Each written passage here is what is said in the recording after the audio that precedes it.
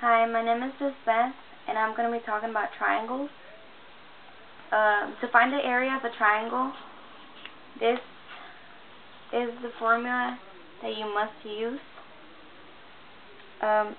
Area equals 1/2 times BC sine of A, or 1/2 AB sine C, which is the same thing as 1/2 AC sine B. They're all the same. It just depends on what information they're giving you, and you just have to plug in the numbers. For example, we have this triangle with sides 10 and 24 and an angle of 62. A is 24, B is 10, and the angle is 62. All you have to do is just plug it into the formula. 1/2 times 10 times 24 and then a sine of 62, which equals 105.95.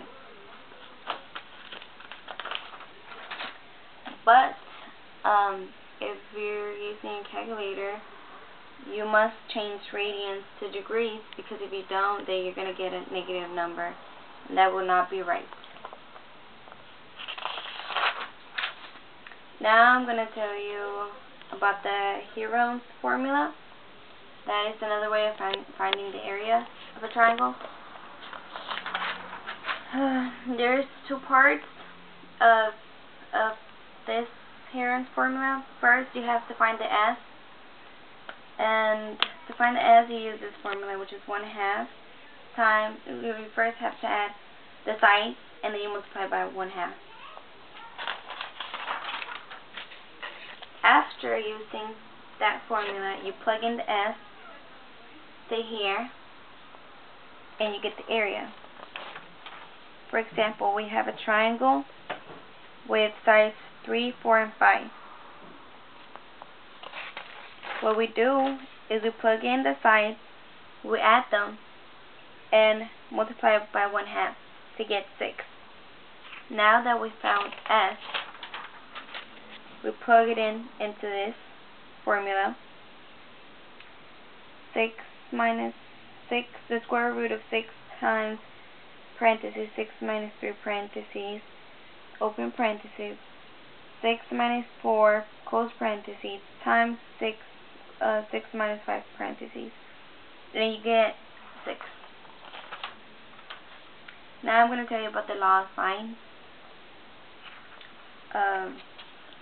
It's pretty easy. You just have to work with the numbers.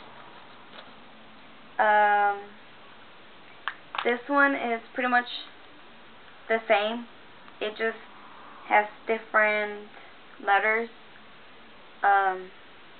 Sine A, the capital A, that's an angle. The little a, that's the side of the triangle. So don't get those confused, because if you do, you're gonna get the answer wrong.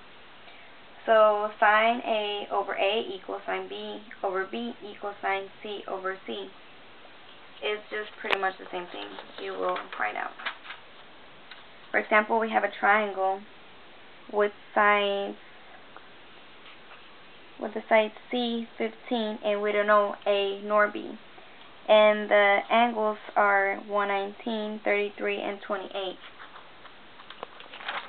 Now, what we have to do is plug in, since we're solving for A, we're solving for A. We know the angle of A, which is 33 over A.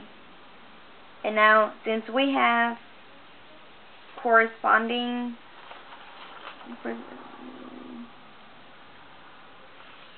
since we have this little c and the angle as well, then you can use that, and just the sine goes on the top.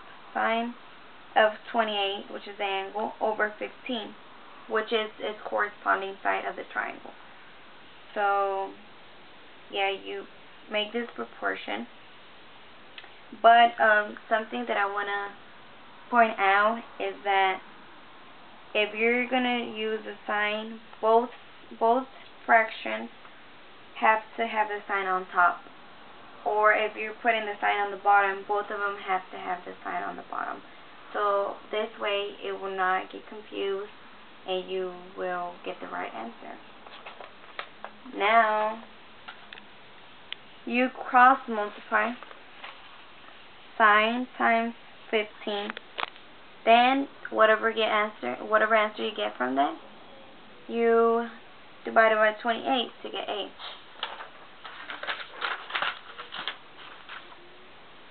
Yeah, this is pretty much what I did. And I got 17.4.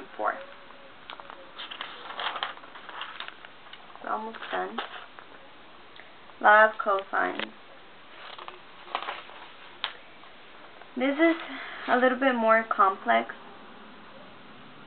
but if you practice, I'm pretty sure you will learn how to do it. As I said before, this is pretty much just the same formula. The only thing that changes is the letters and obviously the numbers, but you just have to know which one you're using.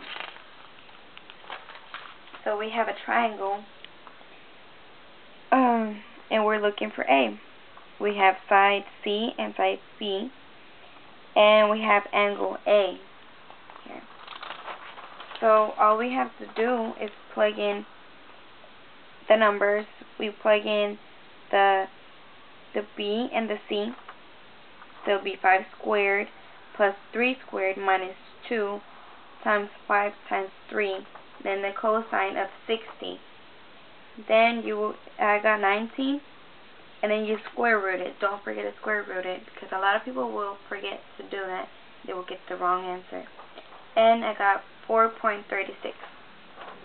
So yeah, thanks for watching.